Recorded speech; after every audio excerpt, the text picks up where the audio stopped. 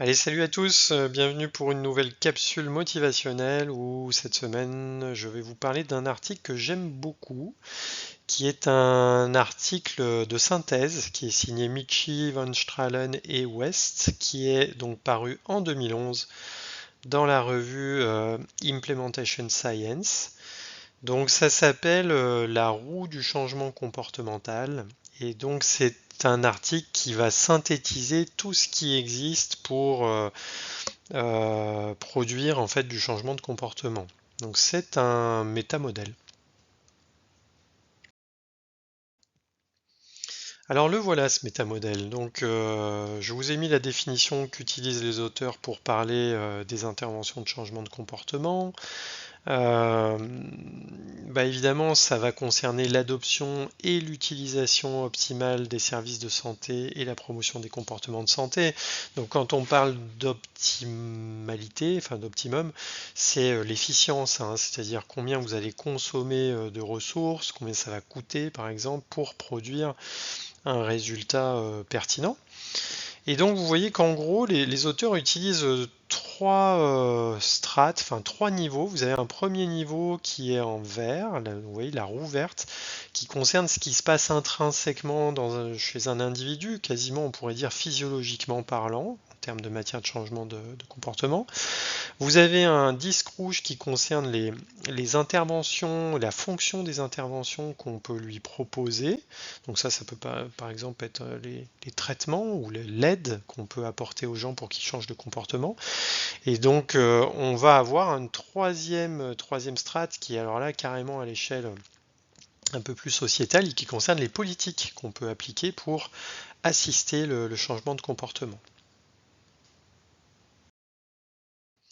Donc si on part du centre du modèle, vous avez ce que les auteurs appellent le système COMB. Alors COMB juste pour les initiales, Capacity, Opportunity, Motivation. Et donc ils sont partis du constat, enfin en tous les cas ils ont synthétisé le changement de comportement de l'individu dans, voilà, pour qu'il y ait changement de comportement, il faut des capacités pour émettre un nouveau comportement. Il faut une intentionnalité et il faut une opportunité, c'est-à-dire il faut que l'environnement soit favorable à ça, qu'il ne contraigne pas ou qu'il favorise. Et donc comment ils ont fait ça? Ils sont partis en fait d'un espèce de consensus d'experts avec une publication de 1991 qui est donc dans leur article aussi. Et ils sont partis aussi de la loi, c'est-à-dire ils disent que bah, finalement pour que la loi vous reconnaisse par exemple coupable d'un crime, donc d'un comportement violent par exemple, enfin criminel, il faut qu'on reconnaisse votre capacité à avoir fait ce crime, votre intention d'avoir commis ce crime, et aussi reconnaître l'opportunité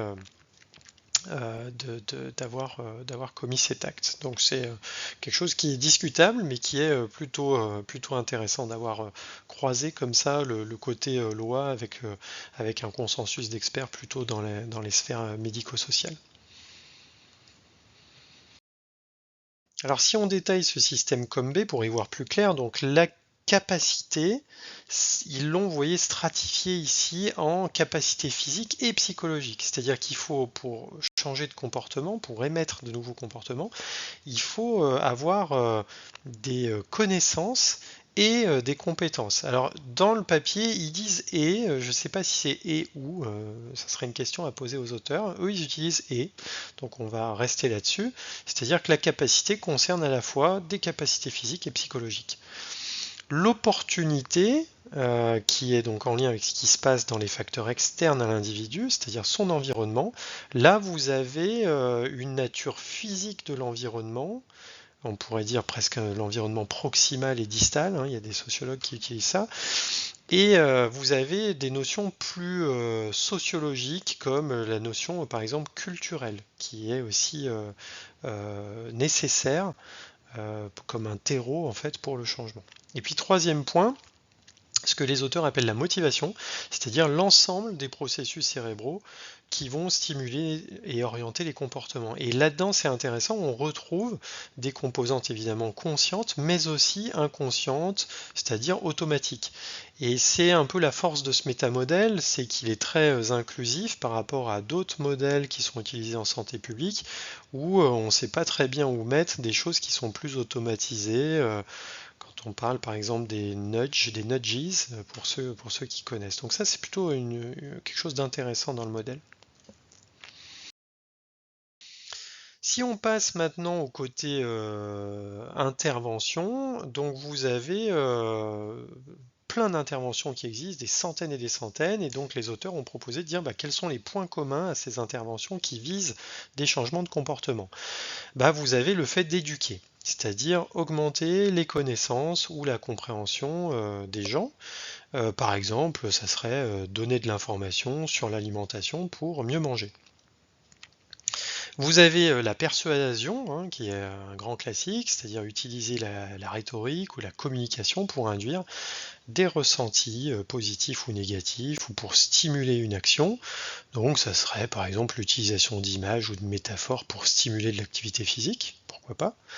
Vous avez la promotion qui est le fait de créer une attente de récompense, hein, on est dans le renforcement positif des psychologues comportementalistes, par exemple utiliser un jeu de tirage au sort avec des récompenses pour stopper l'arrêt du tabac. Vous avez l'inverse, c'est-à-dire la contrainte, c'est-à-dire le fait de créer une attente de punition ou de coût, par exemple monter le prix du paquet de cigarettes. Vous avez enfin, de ce côté-là du cercle, le training, c'est-à-dire l'entraînement.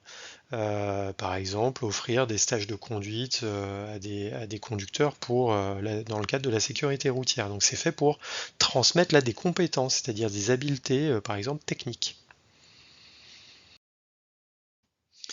De l'autre côté, concernant ces interventions, on va retrouver le fait d'utiliser des restrictions, c'est-à-dire d'utiliser des lois, de légiférer pour réduire l'opportunité de s'engager dans tel ou tel comportement. C'est par exemple le fait de légiférer sur à qui on peut vendre des produits solvants et notamment éviter ça chez les mineurs pour éviter qu'en fait ils aient l'opportunité d'utiliser ces solvants comme des drogues. Vous avez le fait de restructurer l'environnement. Alors là, on va modifier le contexte physique ou social. C'est le cas quand, par exemple, chez les professionnels de santé qui utilisent des questionnaires avec des logiciels, on va inclure dans le logiciel un petit icône clignotant pour qu'ils pensent à poser des questions, par exemple, concernant le tabac. Vous avez le modeling, modelage, le fait d'utiliser en fait des exemples pour inciter, des exemples inspirants en fait pour créer de l'imitation. Donc là, ça va être utiliser des gens très connus qui vont faire la promotion de telle ou telle chose, ou dans des fictions TV, on va aborder la question du safe sex pour que les gens se mettent à plus utiliser de préservatifs. Et donc dernier point, vous avez la question d'habilité. Alors je l'ai traduit comme ça, mais c'est enablement, c'est-à-dire rendre un peu capable. Et là, c'est un peu une catégorie fourre-tout dans laquelle on va retrouver plein de choses qui vont servir à donner du sens ou à réduire les freins pour augmenter les capacités des gens et les opportunités. Donc dans cette catégorie, on va retrouver le fait d'utiliser des prothèses, par exemple physiques, pour que les gens puissent faire plus d'activités physiques. Si vous avez un exosquelette qui vous permet de ne plus avoir mal aux genoux pour faire du ski, vous allez vous remettre à skier, etc. C'est toutes les médications dans le cadre des troubles cognitifs, c'est le support psychologique pour des arrêts de tabac, etc., etc. Dernière sphère, c'est la sphère on va dire, politiques, donc des grandes décisions dans lesquelles on va retrouver, par exemple, ce qu'on va appeler le fait de planifier l'environnement, et donc dans lequel on va, désigner et ou contrôler l'environnement physique ou social. Donc là, ça peut être, par exemple, des politiques de changement de l'urbanisme qui vont faire que vous enlevez les bancs et les gens restent debout, donc ils sont moins assis, par exemple. Vous allez avoir tout ce qui est stratégie vraiment marketing, donc on va utiliser des campagnes médiatiques, donc ça c'est aussi très classique pour inciter les gens à faire tel ou tel comportement. Vous avez la législation, faire ou modifier des lois, interdire tel ou tel produit par la loi. Et puis vous avez le fait de délivrer des services, donc là ça va être tout le soutien qu'on peut proposer aux gens à travers des communautés. De l'autre côté, vous retrouvez l'utilisation, l'édition de guidelines, donc de recommandations de bonnes pratiques. Ça peut être pour, par exemple, produire et diffuser tel ou tel protocole de soins auprès de populations spécifiques comme les professionnels de santé. Vous avez toutes les mesures fiscales qui peuvent être d'encouragement ou de découragement, donc pour impacter notamment, par exemple, la contrebande de certains produits. Et puis, vous avez ce que ici on appelle régulation, réguler, c'est établir des règles ou des principes. Donc là, on va avoir, par exemple, on va aller chercher des publicitaires et on va se mettre d'accord avec eux pour que les publicités soient orientées de telle ou telle façon. Voilà, donc c'est un article qui propose un modèle, donc qui pourrait se discuter à l'infini, mais qui finalement est assez complet parce qu'il discute de choses, je vais dire presque intrinsèques à l'individu, jusqu'à les interventions qu'on peut lui proposer quand on est soignant en groupe de soignants, jusqu'à la sphère de grandes démarches politiques, sociétales. Et c'est sûrement un modèle qui peut